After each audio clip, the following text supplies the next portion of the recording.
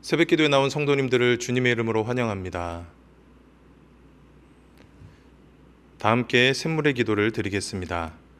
마음 모아 샘물의 기도를 하나님께 드립니다. 먼저 우리 믿음을 고백합니다. 주께서 심지가 견고한 자를 평강하고 평강하도록 지키시리니 이는 그가 주를 신뢰함이니이다. 아멘. 오늘도 우리의 삶을 지켜주시는 하나님, 우리가 더욱 주를 신뢰함으로 심지가 견고해지게 하시고 주께서 주시는 평강을 더욱 누리게 하옵소서. 교회와 예배를 위해 기도합니다. 오라 우리가 여호와의 산에 오르며 야곱의 하나님의 전에 이르자. 아멘. 우리의 예배를 받으시기 합당하신 하나님, 주께 예배하러 오는 모든 성도들의 발걸음에 기대와 소망이 가득하게 하시고 주를 사모하는 모든 자가 하나님의 임재를 경험하게 하옵소서. 교회에 주신 사명들을 충실히 감당하게 하시고 주께서 더욱 기뻐하시는 교회가 되게 하옵소서. 목장과 성도를 위해 기도합니다. 여호와여, 주께서 우리를 위하여 평강을 베푸시리오니 주께서 우리의 모든 일도 우리를 위하여 이루심이니이다. 아멘. 주의 백성들을 품 안에 모으시는 하나님, 샘물의 목장마다 주의 평강으로 충만하게 하시고 함께 기도하며 주를 의지할 때 크신 은혜를 얻게 하옵소서. 무더위 속에서도 성도들의 건강과 삶을 지켜주시고 고난 중에 기도하는 성도들을 위로하시며 자녀를 품에 안으시고 역사하시는 하나님을 만나게 하옵소서. 다음 세대와 여름 사역을 위해 기도합니다. 존귀한 자는 존귀한 일을 계획하나니 그는 항상 존귀한 일에 서리라. 아멘. 다음 세대를 사랑하시는 하나님, 샘물의 자녀들이 하나님의 은혜와 축복 가운데 존귀한 자로 자라게 하옵소서. 계속되는 여름 사역과 예배를 통해 하나님을 향한 분명한 고백을 갖게 하시고 다음 세대를 위해 수고하는 교사들에게 기쁨과 풍성한 열매를 허락하셔서 함께 존귀한 삶을 살아가게 하소서. 선교와 나라를 위해 기도합니다. 물이 바다를 덮은 같이 여호와를 아는 지식이 세상에 충만할 것임이니라. 아멘. 세상 모든 민족이 구원을 얻기까지 쉬지 않으시는 하나님, 오늘도 복음을 위해 삶을 내어드린 선교사님들의 수고와 동력하는 우리의 헌신을 통해 주님의 구원 역사가 이루어지기를 기도합니다. 온 땅의 주인이신 하나님, 우리나라를 긍휼히 여겨주셔서 건강하고 공의로운 나라로 세워주시고 모든 백성의 마음이 나라를 향한 사랑과 하나님의 기쁘신 뜻으로 채워지게 하옵소서. 오늘도 우리의 삶을 인도하시고 돌보아 주시는 예수님의 이름으로 기도하옵나이다. 아멘. 오늘 우리에게 주시는 하나님의 말씀은 이사야 23장 1절에서 18절 말씀입니다. 두로에 관한 경고라. 다시스의 배들아, 너희는 슬피 부르짖을지어다. 두로가 황무하여 집이 없고 들어갈 곳도 없음이요, 이 소식이 기띔 땅에서부터 그들에게 전파되었음이라. 바다에 왕래하는 시돈 상인들로 말미암아 부요하게 된 너희 해변 주민들아, 잠잠하라. 시올의 곡식 곧 나일의 추수를 큰 물로 수송하여 드렸으니 열국의 시장이 되었도다.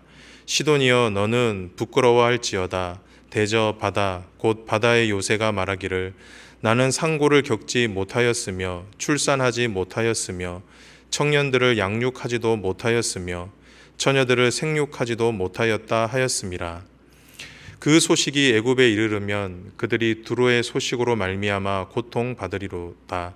너희는 다시스로 건너갈지어다. 해변 주민아, 너희는 슬피 부르짖을지어다. 이것이 옛날에 건설된 너희 희락의 성, 곧 그 백성이 자기 발로 먼 지방까지 가서 머물던 성읍이냐.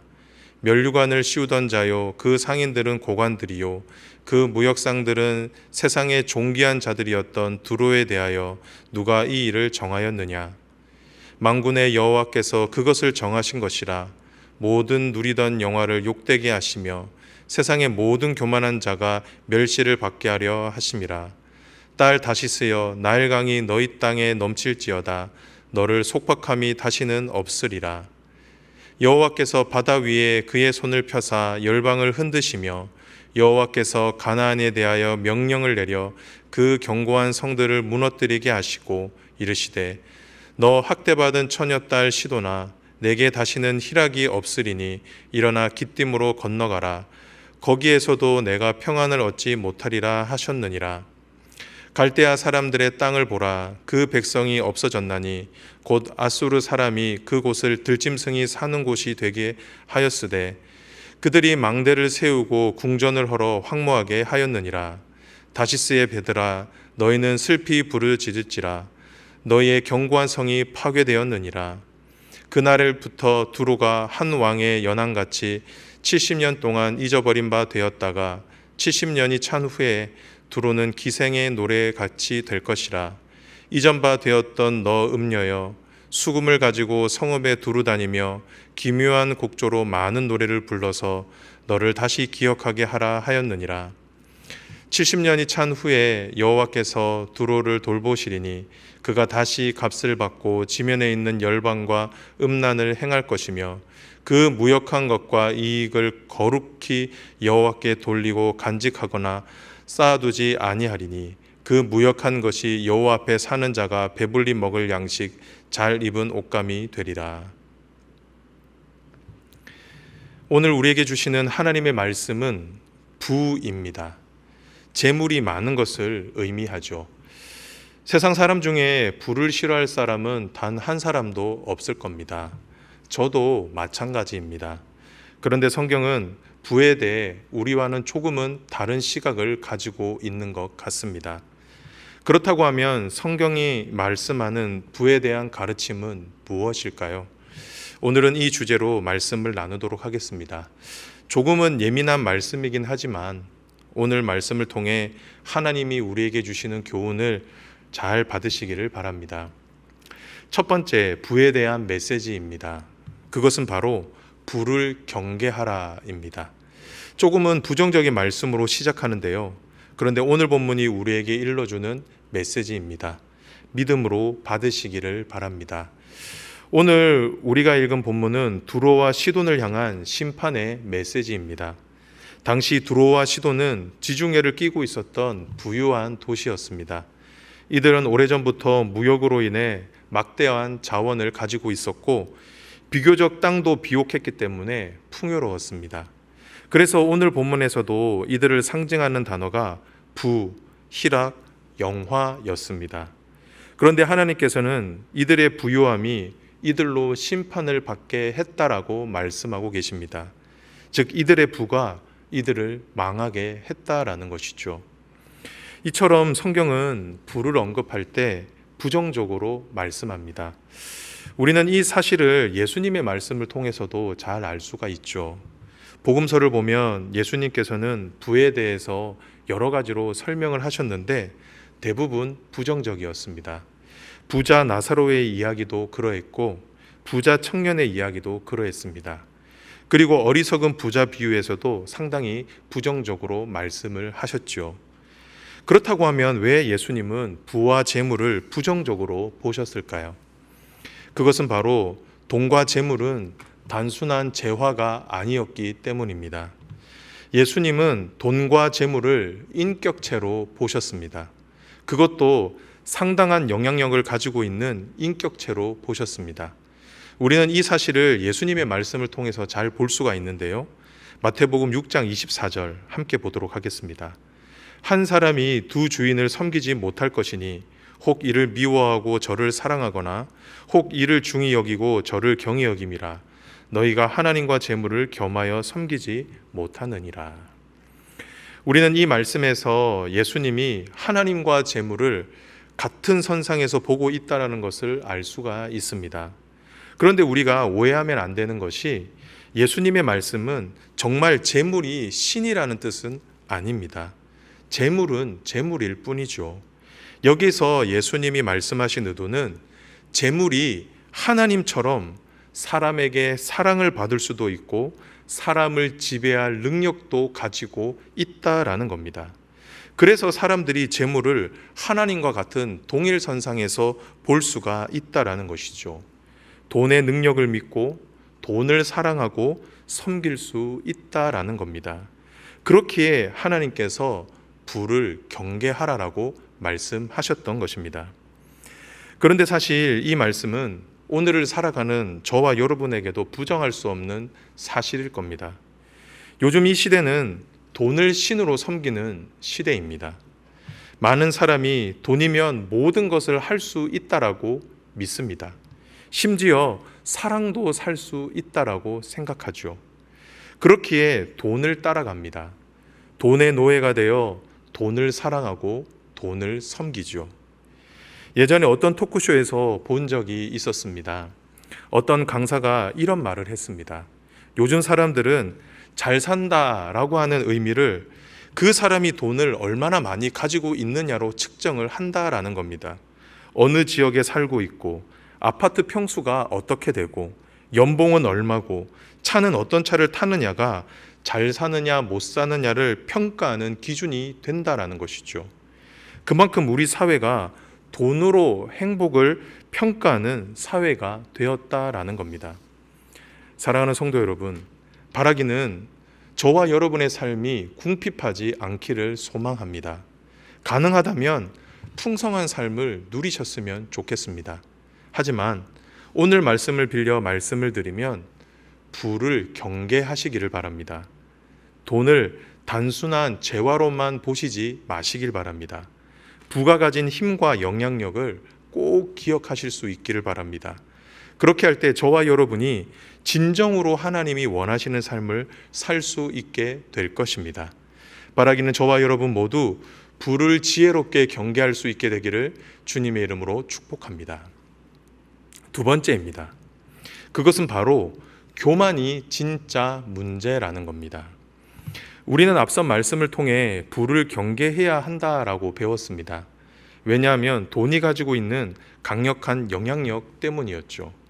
그렇다고 하면 부가 가진 영향력은 무엇일까요? 어떤 영향력을 가지고 있기에 주님께서는 경계하라고 말씀하셨을까요? 여러 가지가 있겠지만 오늘 본문이 우리에게 일러주는 강력한 영향력은 바로 교만입니다. 부가 가진 가장 큰 문제는 우리를 교만하게 만든다라는 거죠. 저와 여러분이 교만해져서 하나님을 찾지 않게 만든다라는 겁니다. 두로와 시돈이 바로 그러했었습니다. 처음에 이들은 하나님을 두려워하고 성전을 건축하는 일에 힘을 썼던 사람들이었습니다. 그런데 이들의 재물이 더욱더 많아지고 또 이것들로 인해서 더 큰 힘을 가지게 되자 이들은 더 이상 하나님을 두려워하지 않았고 하나님을 찾지 않았습니다. 그래서 하나님께서 이들을 심판하셨던 것이죠. 9절을 다 함께 보도록 하겠습니다. 만군의 여호와께서 그것을 정하신 것이라. 모든 누리던 영화를 욕되게 하시며 세상의 모든 교만한 자가 멸시를 받게 하려 하심이라. 하나님께서 두로와 시돈 사람들을 어떤 사람들이다라고 말씀하셨습니까? 세상의 모든 교만하던 자라고 말씀하셨습니다. 이들이 교만했다라는 거죠. 즉 이들은 하나님 없이도 자신들이 가진 부를 통해 잘 살 수 있다라고 믿었다라는 겁니다. 그렇기에 하나님께서 이들이 믿고 의지했던 부를 꺾으신 것입니다. 이처럼 하나님은 교만을 미워하십니다. 그리고 교만을 반드시 심판하십니다. 그렇다고 하면 왜 하나님은 교만을 미워하실까요? 그것은 바로 교만이 죄의 본질이기 때문입니다. 여러분, 아담과 하와가 왜 하나님의 심판을 받았을까요? 선악과를 먹어서였죠. 그런데 그 중심에는 교만이 있었습니다. 하나님의 자리를 탐하려고 하는 교만함, 하나님 없이도 잘 살 수 있다라는 그 교만한 마음이 그들로 하나님의 자리를 탐하게 했다라는 겁니다. 그렇기에 하나님께서는 아담과 하와를 심판하셨던 것이죠. 사랑하는 성도 여러분, 하나님은 저와 여러분을 사랑하십니다. 그렇기에 저와 여러분에게 가장 좋은 것을 주시기를 원하십니다. 그리고 그렇게 우리에게 날마다 가장 좋은 것들로 베풀어 주십니다.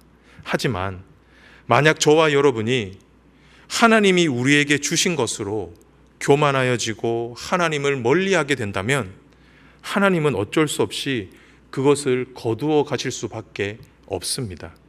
왜냐하면 그것을 거두어 가셔야 저와 여러분이 다시 하나님을 찾고 의지할 수 있기 때문이죠. 바라기는 저와 여러분 모두 두로와 시돈이 범했던 교만의 죄를 범하지 않기를 소망합니다. 저와 여러분이 가지고 있는 것은 전부 다 하나님의 소유입니다. 하나님께서 저와 여러분에게 주신 선물이라는 거죠. 바라기는 이 사실을 기억하시고 항상 하나님 앞에 겸손하시고 감사할 수 있게 되기를 주님의 이름으로 축복합니다. 마지막인데요. 마지막으로 오늘 본문이 우리에게 주시는 부에 대한 메시지는 무엇입니까? 그것은 바로 부는 사명이라는 겁니다. 부는 사명이다. 이것이 오늘 본문이 저와 여러분에게 일러주는 말씀입니다. 저와 여러분이 가진 모든 건 전부 하나님께로부터 온 것들입니다. 분명 저와 여러분이 최선을 다해 열심히 일해서 얻은 것들이 많겠지만 성경은 우리에게 주어진 모든 것이 하나님께서 저와 여러분에게 맡겨주신 것이다 라고 말씀합니다. 그렇게 저와 여러분이 가지고 있는 재물과 부는 저와 여러분을 위해서도 사용해야 하지만 가장 먼저는 하나님을 위해 사용해야 합니다. 이것이 바로 성경의 가르침입니다. 사실 두로와 시돈은 처음부터 교만했던 것은 아니었습니다. 오히려 이들은 자신들이 가지고 있던 부와 재물, 그리고 자신들이 가진 능력을 하나님을 위해 사용했습니다. 우리가 이 사실을 알 수 있는 것이 바로 다윗성과 성전을 건축할 때의 일이죠. 다윗과 솔로몬이 다윗성과 성전을 건축하려고 했을 때 그 중에 많은 재화와 기술들, 그리고 많은 인력을 어디에서 구했습니까? 바로 두론과 시돈을 통해서 얻었습니다. 그런데 그때 두로 왕의 고백이 어떠했는지를 아십니까? 역대하 2장 12절 말씀입니다. 후람이 또 이르되 천지를 지으신 이스라엘의 하나님 여호와는 송축을 받으실지로다. 다윗 왕에게 지혜로운 아들을 주시고 명철과 총명을 주시사 능히 여호와를 위하여 성전을 건축하고 자기 왕위를 위하여 궁궐을 건축하게 하시도다. 당시 두로 왕 후람은 하나님을 경외하는 사람이었습니다. 그렇게 자신이 가진 부와 능력을 하나님을 위해서 기꺼이 사용할 수 있었던 것이죠. 그리고 하나님은 그런 그들의 수고와 헌신을 기쁘게 받으시고 더 큰 복으로 채워 주셨던 것이죠. 성도 여러분, 이처럼 부는 사명입니다. 부는 하나님께서 우리에게 맡겨주신 재화입니다. 저와 여러분은 하나님의 것을 위임받은 청지기입니다. 그렇게 저와 여러분이 가진 소유를 내 것으로만 생각해서는 안 됩니다. 오히려 하나님께서 우리에게 맡겨주신 것으로 여겨야 합니다. 그리고 하나님을 위해서라면 기쁜 마음으로, 감사한 마음으로 돌려드릴 수 있어야 합니다. 그렇게 할 때 하나님께서 우리의 재물을 기쁘게 받으시고 우리의 삶에 더 풍성한 것으로 채워 주시는 것입니다. 간절히 바라기는 이 사실을 믿음으로 받으셔서 하나님이 나에게 주신 사명을 기쁨으로 감당할 수 있기를 주님의 이름으로 축원합니다. 말씀을 정리합니다. 오늘의 말씀, 부에 대한 말씀이었습니다. 조금은 부담스러운 말씀이었는데요. 그래도 지혜롭게 받으셨는 줄을 믿습니다. 오늘 본문이 우리에게 일러주는 부에 대한 메시지는 무엇이었습니까? 첫째는 부를 경계하라 였죠. 그리고 두 번째는 무엇이었습니까? 교만이 진짜 문제다라는 겁니다. 그리고 마지막은 무엇이었죠? 부는 사명이라는 겁니다. 간절히 바라기는 오늘 말씀을 잘 들으시고 하나님이 저와 여러분에게 주신 부를 지혜롭게 선용할 수 있게 되는 저와 여러분이 되시길 주님의 이름으로 축복합니다.